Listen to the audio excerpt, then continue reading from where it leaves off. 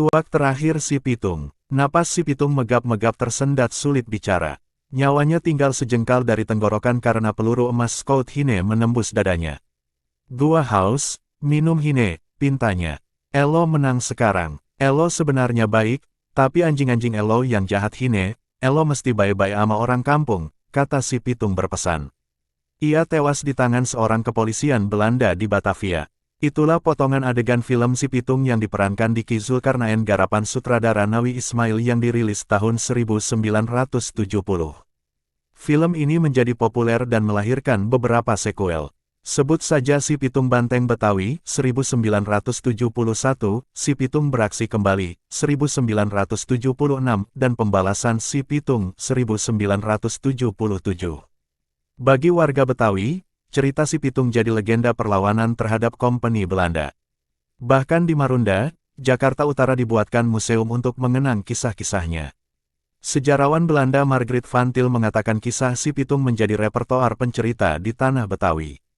Mengutip sebuah disertasi mahasiswa Universitas Indonesia, Palupida Mardiri, Pitung dilahirkan di Rawabelong, Desa Pengumben dekat ke Stasiun Palmerah. Semasa muda, ia belajar di pesantren Haji Naipin sambilan berjual kambing. Namun, suatu hari ia pernah jadi korban pencurian yang malah memicunya untuk melakukan pembalasan.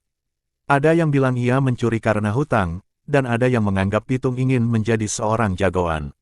Bersama Jiih, Rais, dan Jebul, Si Pitung membentuk gerombolan lalu merancang perampokan ke rumah Haji Sapiudin. Tulis Margriet di buku berjudul Batavia Kala Malam, Polisi, Bandit dan Senjata Api sebagaimana dikutip Detikcom.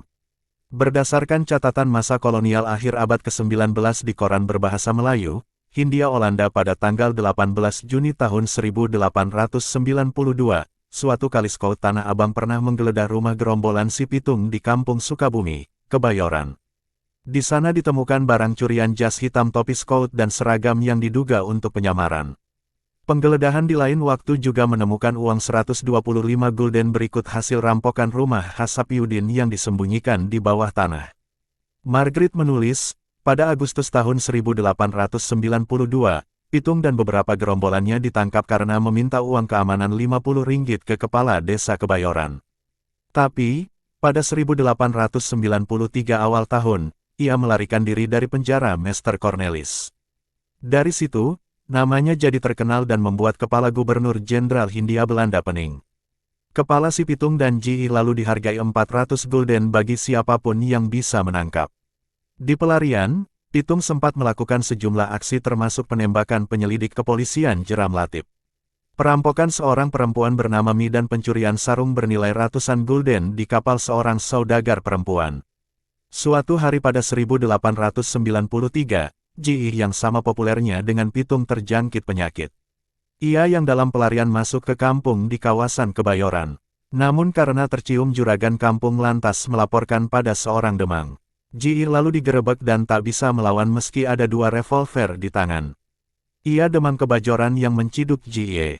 Setelah itu Scout Meester Cornelis dicari untuk membantu membawa laki-laki itu ke penjara.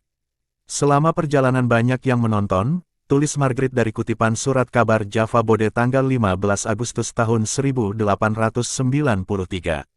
Mendengar kabar itu, juragan yang menangkap Jiih rupanya diawasi oleh Pitung.